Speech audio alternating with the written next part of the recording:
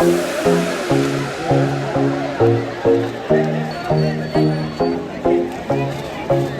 மாவட்டம் அழகர்கோவில் அருகே உள்ள கல்லந்திரி கிராமத்தில் ஆண்டுதோறும் நடைபெறும் பாரம்பரிய மீன்பிடி திருவிழா இந்த ஆண்டும் வெகு விமர்சையாக நடைபெற்றது.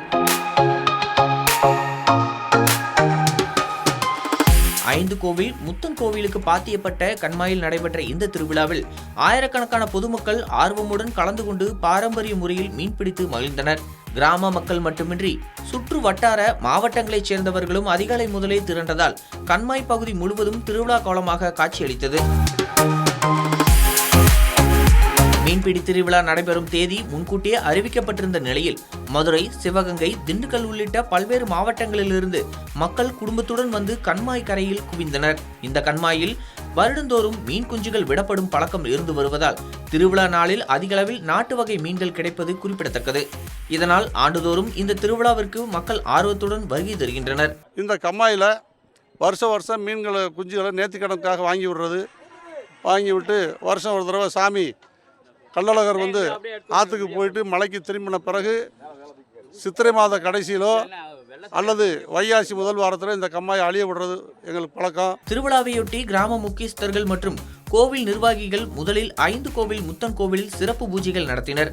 தொடர்ந்து பாரம்பரிய முறையில் வெள்ளை வீசும் நிகழ்வு நடைபெற்றது. இதனைத் தொடர்ந்து கண்மாய் கரையில் தயாராக காத்திருந்த பொதுமக்கள் தாங்கள் கொண்டு வந்திருந்த வலை, கச்சா, ஊத்தா உள்ளிட்ட மீன்பிடி உபகரணங்களுடன் ஒரே நேரத்தில் கண்மாய்க்குள் இறங்கி மீன்களை பிடிக்க தொடங்கினர்.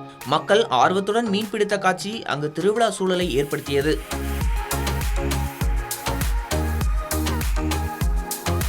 இந்த ஆண்டு கண்மாயில் ஆகாய தாமரை செடிகள் அதிகமாக வளர்ந்திருந்ததால் மீன்பிடிக்க வந்தவர்களுக்கு சற்று சிரமம் ஏற்பட்டது.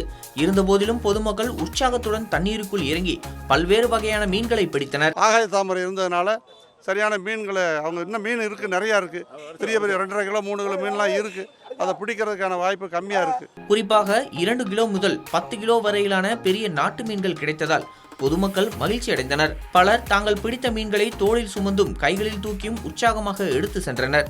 இந்த திருவிழாவில் பிடிக்கப்படும் மீன்களை பொதுமக்கள் விற்பனை செய்யாமல் தங்களது வீடுகளுக்கு கொண்டு சென்று சமைத்து இறைவனை வழிபட்ட பின்னரே சாப்பிடுவது பாரம்பரியமாக இருந்து வருகிறது. ஆண்டுதோறும் இந்த மீன்பிடி திருவிழாவை நடத்தினால் நல்ல மழை பெய்து விவசாயம் செழிக்கும் என்பது கிராம மக்களின் நம்பிக்கையாகும். பல ஆண்டுகளாக தொடர்ந்து கடைபிடிக்கப்பட்டு வரும் இந்த பாரம்பரிய விழா கிராம மக்களின் ஒற்றுமையையும் பண்பாட்டு மரபையும் வெளிப்படுத்தும் நிகழ்வாக பார்க்கப்படுகிறது. அண்ணே, இந்த மாதிரி ஒன்றுமே இல்லைண்ணே. குழம்புக்குன்னு வீட்டுக்குன்னு வருவாங்க. குழம்பு சாமி அம்மா வருஷம் அழிய தீத்த துண்ணூறு மாதிரி ஒரே மீன் பிடிச்சாலும் வீட்டுக்கு கொண்டு வருவோம்ண்ணே. வீட்டில் வச்சு சமைச்சு சாமி கும்பிட்டு தானே அடுத்து சாப்பிடுவோம்.